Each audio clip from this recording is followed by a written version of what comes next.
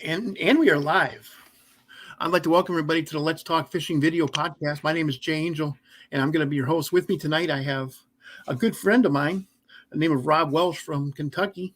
Rob's a rock solid bass angler, and he's going to talk about his plans for next year and bass fishing in general. Well, first, I'd like to tell you about the Garden State Outdoors Sports Show is going to take place from January 6th to 9th of 2022 at the New Jersey Convention and Exposition Center, and that's in Edison, New Jersey. Also, the Northern Illinois Sports and Outdoors Show is going to take place from January 13th to the 16th of 2022 at the Lake County Fairgrounds, and that's also in Grays Lake, Illinois. Go on in there, walk into the Grant Rods booth, and tell them Jay sent you.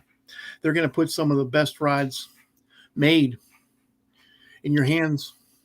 You know, I'm sure you're going to see the Grant Rods difference right away. And Rob, how are you doing tonight? Doing good, Jay. How you doing, buddy? I'm doing good as well, man. You know, it's good to talk to you again. I know I talked to you a lot, but I haven't had you on the video podcast yet. So tell us, what are your plans for next year? I'm actually going to Toyota Series. I'll be in the Central Division. One of my best friends from high school, Sean, me and him decided to link up. And the schedule, I saw the schedule. I couldn't pass it up. I mean, we're going to Guntersville, Dale Hollow, Chickamauga, my three favorite lakes. And then plus you get a chance to qualify for a championship. That's hard to pass up. Well, I can't. Dale Hollow's got to be real close to your house. Yeah, it's about a couple hours from the house. It's not too far. Oh. And I've fished it quite a bit. It's definitely got some quality smallmouth in it.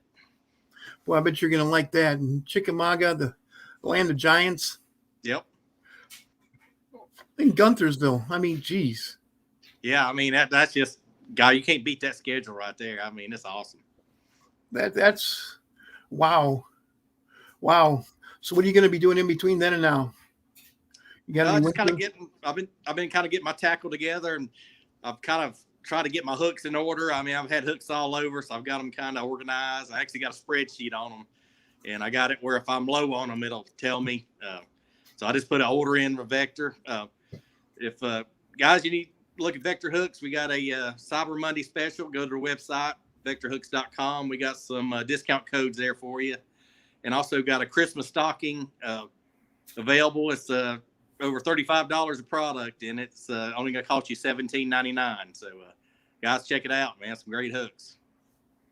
Yeah, I've been using Vector Hooks for about a year and a half, maybe 2 years now. Yep. They're one of the very first companies to, other than Grant, that backed me on this. And yeah, I'll always be, thankful for that. And besides, they make good hooks. I've never broken a Vector hook. And, fishing down here in the swamp, it's hard on hooks. Oh, yes, hand-to-hand combat down there, man. You might, get you a hook in a gator or something down there, or alligator gar. So, yeah, it's hand-to-hand combat down there. Or even if you get caught, you're constantly getting caught on cypress knees. You can usually get them out because it's only in about a foot of water, but still. Yep.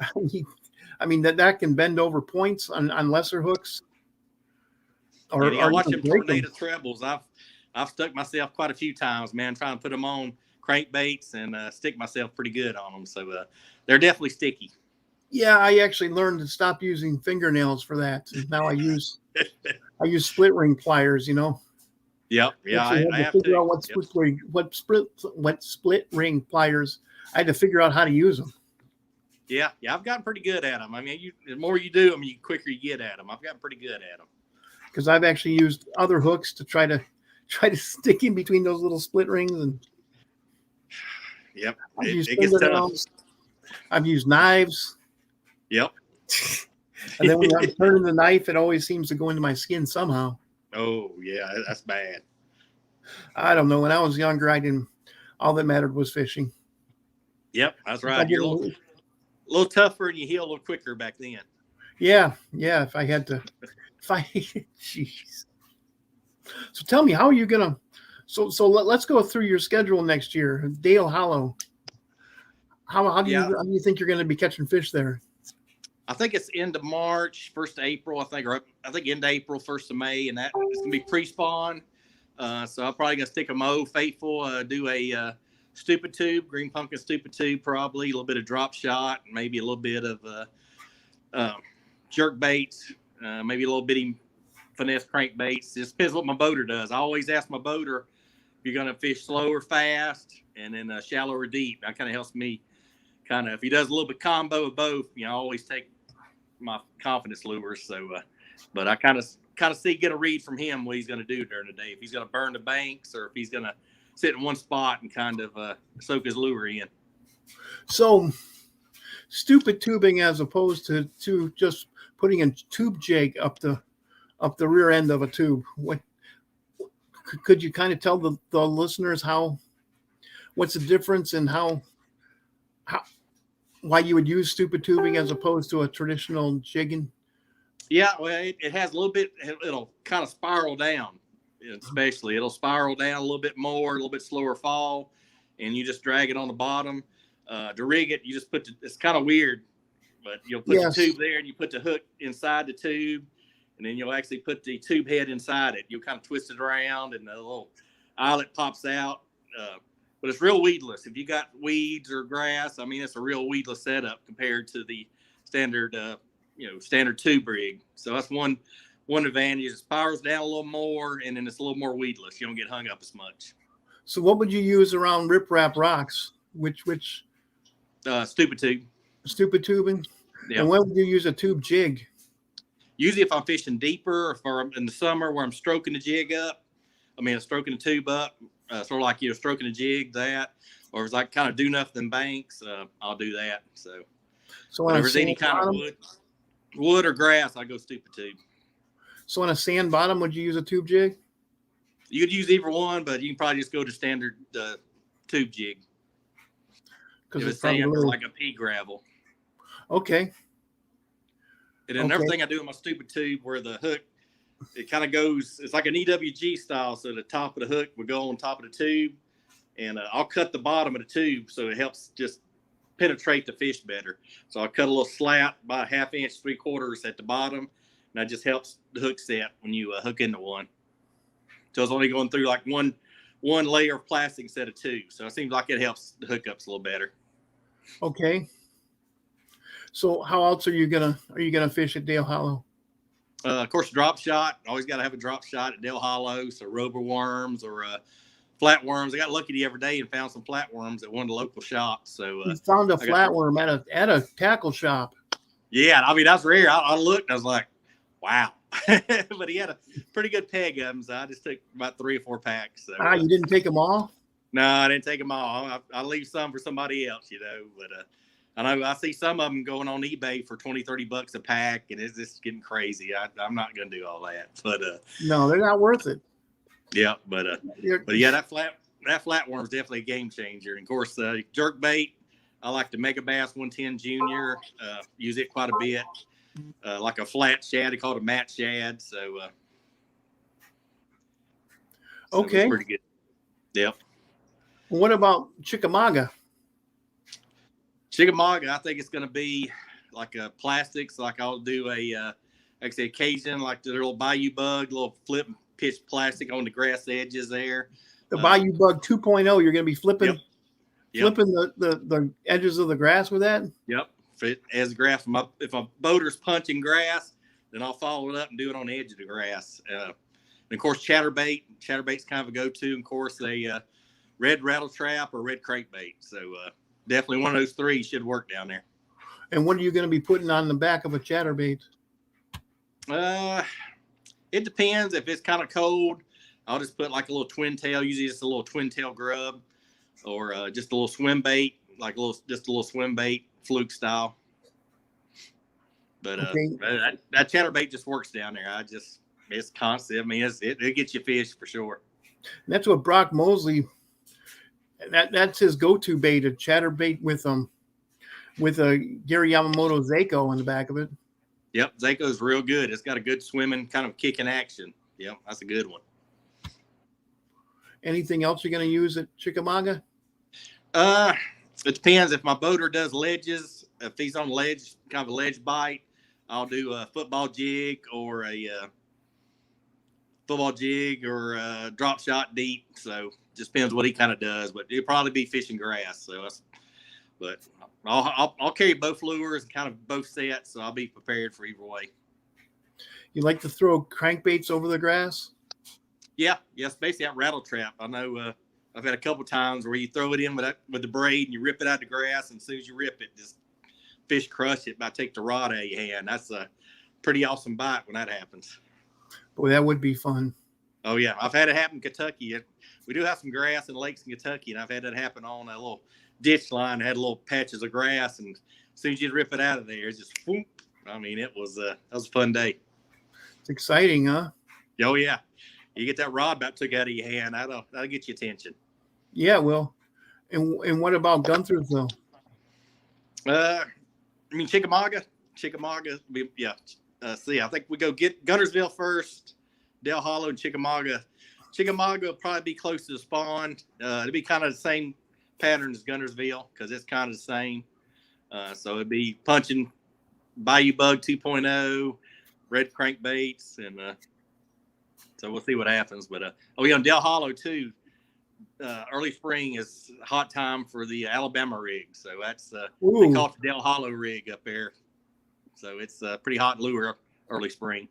The Del Hollow rig, huh?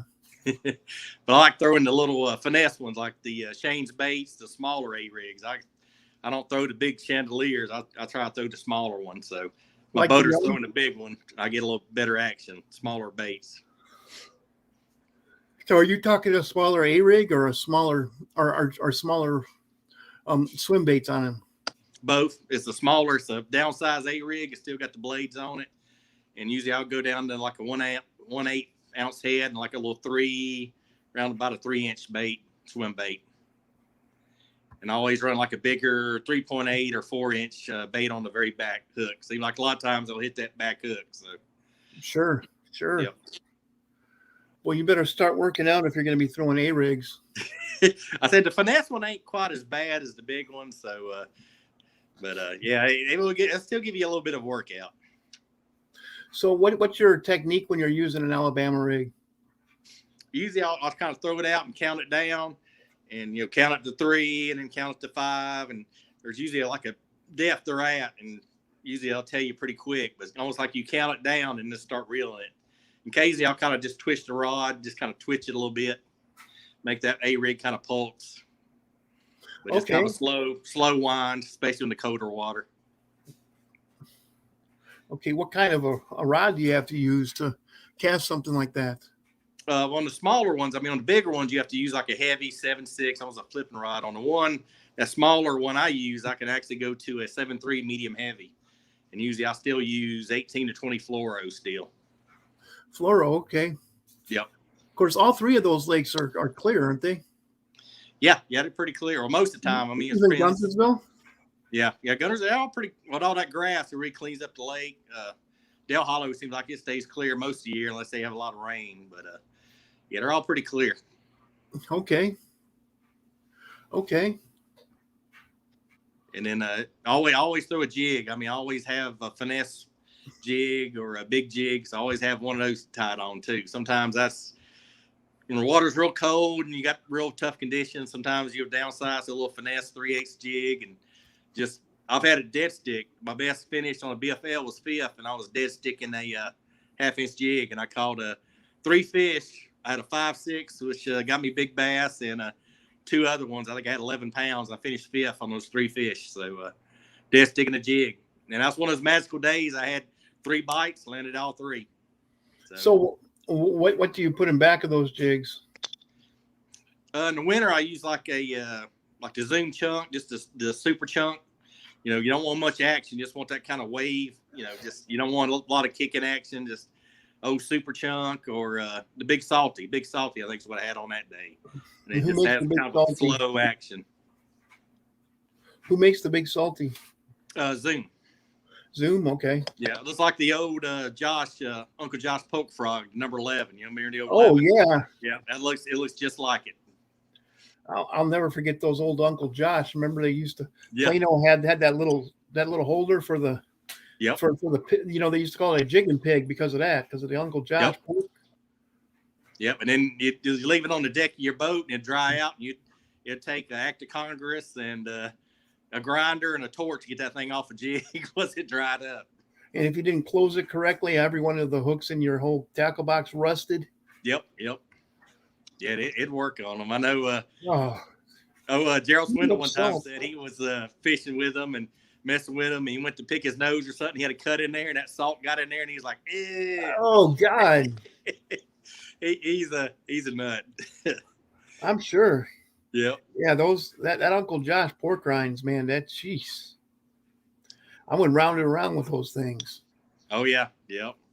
And There were then years. your the lid would get all rusty, corroded, and you couldn't get off. You had to get a set of pliers or a pipe wrench to get it off. So.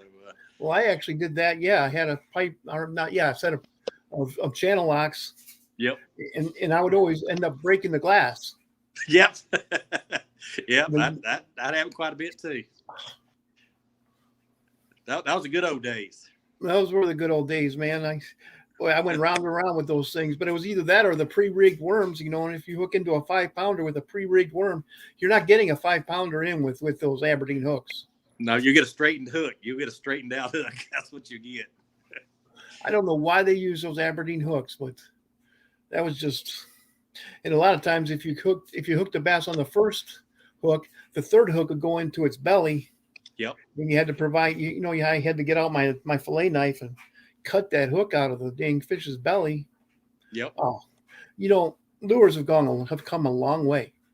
Yeah, they have. I mean, technology. I mean, you think of, flashers. When we first started in the 80s, we had the flashers, and now look how far technology's gone, and you got trolling motors, to keep you in place. I mean, it's amazing. Yes, the Lowrance green box is low K Tor. Yep. No, you're right. Yep. You're right, Lowrance. Fishermen don't know how to spell. Yeah, they don't. Well, that's certainly not true anymore, but that was the 1970s, Oh yeah, long that was time high ago. tech back then. It was all we had. And I can remember my dad, we finally brought somebody on the boat who actually knew how to read that. And we were seeing these things in between. And my guy said, that's a school of fish in between us and the bottom. We dropped down and started catching white bass.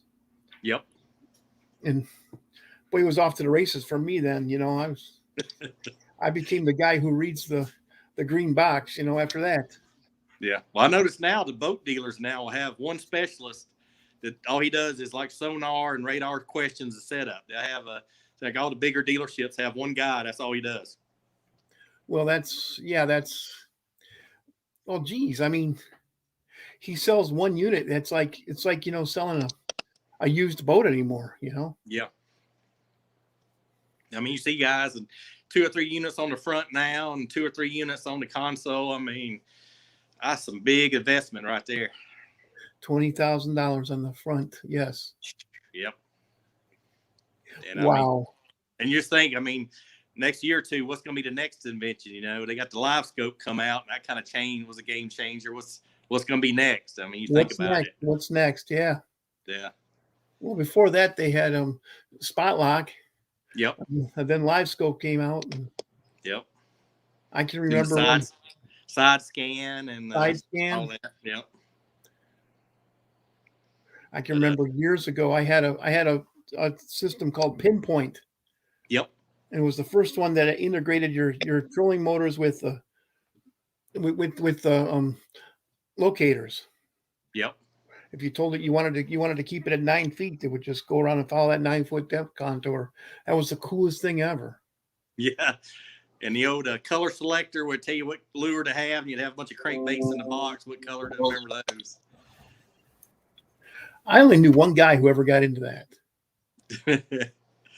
Yeah, kind of faded out pretty quick. You'll see them on shows once in a while. Collectors like them now. I guess they're hard to find. So. Yeah, eBay every once in a while. You see some guy trying to sell one. Yeah. I get a lot of my crankbaits through eBay. Oh yeah, definitely. Yeah, that's the way to go, especially if you got a guy that's got a lot of them. I've got a bunch of the old shad wraps with the gold, kind of faded gold color, the number 5, 6, and 7. The gold. Those are gold. Yeah. Yeah, those are gold in the winter. Boy, I love those things, man. Yeah, they've caught a lot of fish for me, man. They just work. I used to troll those on the Illinois River. Yep. It's just people used to tell me, trolling is boring. Man, if you're trolling correctly, there's nothing boring about it, because you have to try to keep yourself from running into things, and then you also have 4 rods to watch, and you have to make sure that they're just barely ticking. You're going down, and they should be bing, bing, bing, bing, Yep. bing. If you're using crankbaits, they shouldn't be digging, but they Yep. should be just touching. Yep. Polishing the rocks, just polishing the rocks. Just Yep. touching, touch, touching the bottom. Wow. Yep. No, that's a lot of work. Especially you get a school of them, and you got 4 rods all. They all go off at the same time. Yeah. Yeah. I've had that happen too. Actually, I've been out in the Great Lakes and had 6 rods go off at the same time. Holy cow. And you just got to bring them in, 2 at a time. Yep. Back in the days before they had, autopilot, you had to have them 1 at a time, because one guy had to sit there on the motor, Yep. If it's windy, you still got to have one guy on the motor. Yeah, you're fighting it. Even on a guy on the motor, you're still fighting it. Yep. So are you going to be going to any sports shows this winter?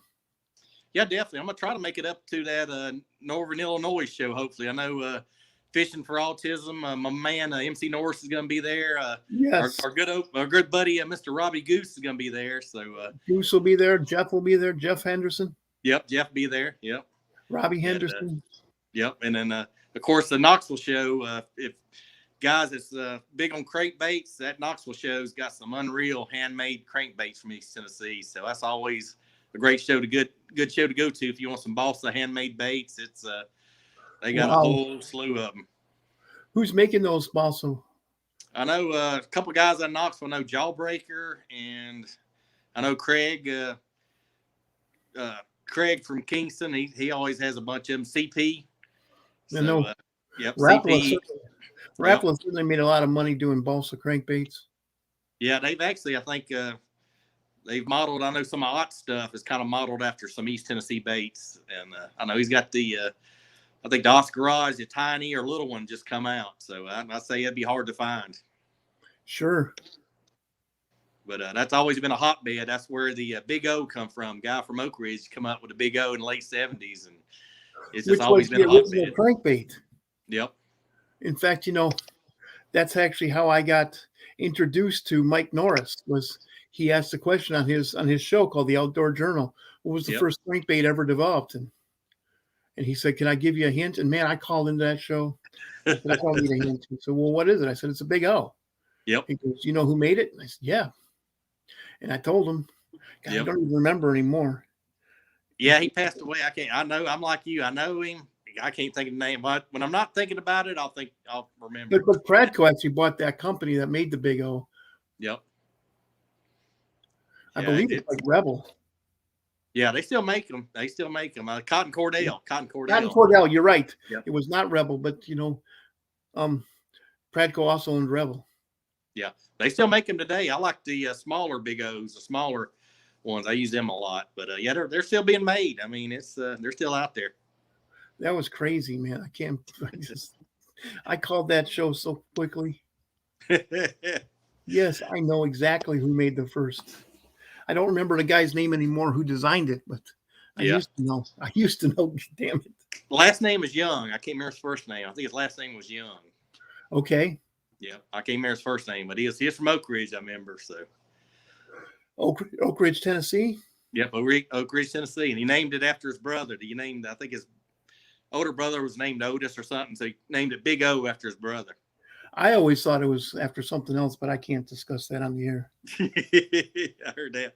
But I remember when they first come out, stories of guys like renting them. They'd like pay him $20 to rent it, and they would if they hung it up, they lost their deposit. But some would say, "Oh, I hung it up and just keep them, for the $20." And that was big money back then, back in the late 70s. In the 70s, man, $20 for a lure back in the 70s is ridiculous. Yeah, that's like probably $50 or $100 to. I mean, but nowadays people pay that kind of money for lures, Oh yeah. It's just like some of those big swim baits, $500. Yeah. Some of the big stuff like David Swimside uses. Yep. 10-inch long lures that he's catching those enormous bass that he's always catching. Yeah, some of those 12-inch swim baits from California just blow my mind. Actually, I think the biggest ones come from Japan. Yeah. And that's where David gets them straight from Japan. Oh man, that's high dollar there. Oh yeah, yeah. David's good at what he does, man. I Oh admire yeah. him. I admire him. Oh yeah, he's a great guy, man. He knows the stuff. Sorry, I'm typing something here. Oh, you good, man?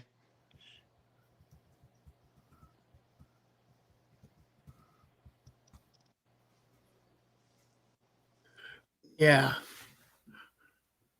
So what else do you plan on doing next year? Do you plan on trying to pick up any individual tournaments? Yeah, I'll do some local team tournaments. There's some pretty good team tournaments in the East Central Kentucky region, so I'll pick up some of them. I'll still do some BFL Mountain Division. I'm still going to fish them, and two of those tournaments in Del Hollow. So I've fished the Mountain Division for the last 4 or 5 years. So I've got a lot of friends, and of course travel with some of my buddies. So that's hard to pass up. So I'll keep Yeah, pretty that's busy. what I mean. Are you going to be traveling around with the Vector boys for those? Oh yeah, we'll be traveling together. Man, you get a bunch of your buddies staying in a cabin. It's just 10 times as better if you're staying by yourself in a hotel. I mean, everybody helps each other out. Like had one of my buddies was needing some treble hooks. I said, man, I got some extras here, But just talking for your buddies, help each other out, man. It seemed like you're in a better frame of mind. You're more at ease come tournament morning. It just seemed like everything goes better. Yeah, I can see that. I can see that. Yeah. That'd just be fun, man. I'm looking forward to it. I'm hoping I'm going to be able to get out and get down there and fish with you guys when you're practicing for one of those tournaments. Yeah. I mean, we got we got 2 Del Hollows. I know a Cherokee. I think a Barren River Lake, which is kind of central, kind of on Tennessee Kentucky border. But there's some good lakes, man. It's they're fun. I'm looking forward to it. I bet you are. I bet you are. But yeah, it's Black Friday and Cyber Monday. I've restocked a lot of stuff, sinkers and hooks. So I'm trying to get stocked up. Well, hey Rob, do you have any shout outs you'd like to make? Yeah, of course. My guys over at Vector Hooks, JB and Mr. May, and all my traveling buddies from Vector, Josh, Coach Carter, and Robert, all the guys I travel with. I'm looking forward to next season for sure. And of course, Crush Your Lures, like using their spinner baits and spinner baits, buzz baits, and their jigs. But always great guys over there. And then of course, got Yeti coolers still on me this year, so I've got some Yeti stuff for the wife for Christmas. So I think she's gonna like it. So that's hard. That's a gift that makes everybody happy. So oh yeah, Yeti stuff. Yep. Of course. Yeah, of course. My buddy Mr. Dubois over at Cajun Lures. Yes. He's got a like a box of the month now, so y'all check it out. He's got like lures in a box, does every month, and you can just have it for a month, or you can have it 2 or 3 months. That's but he has a bunch of lures, and he tries to match them up for the time of season and color. So check that out, guys. That's a good deal there. So I think he's got a Cyber Monday special as well. So check out Cajun Lures online, and he'll hook you up. And of course, of course, Vicious Line. I've been with Vicious now about probably 4 years now. Don't seem like it, but Vicious, man, has got some great lines, so check them out. And I got a FX rods, still with FX rods for next season. So, but I've got a bunch of great sponsors, got a bunch of guys I've been with for a while. Stuff you have confidence in, man. Stuff I use. Then pros and be on their pro staff, man. It makes a difference. You got confidence in their products, man. It almost sells itself for sure. I can completely agree with you. Yep. I can completely agree. Well, hey, Rob, I know that you're a busy man. I'd like to thank you for taking time out of your schedule. Guys, I asked Rob if he would be on the show like 3 minutes before we started taping. But hey, man, I always enjoy talking to you, Jay, man. You my man, man. You're my main man down there in South Louisiana and Couillon country. Thank you. Thank you, I think. Yeah. Well, anyways, I'd like to tell everybody that the Garden State Outdoor Sports Show is going to take place January 6th through 9th of 2022. That's going to be at the New Jersey Convention and Exposition Center in Edison, New Jersey.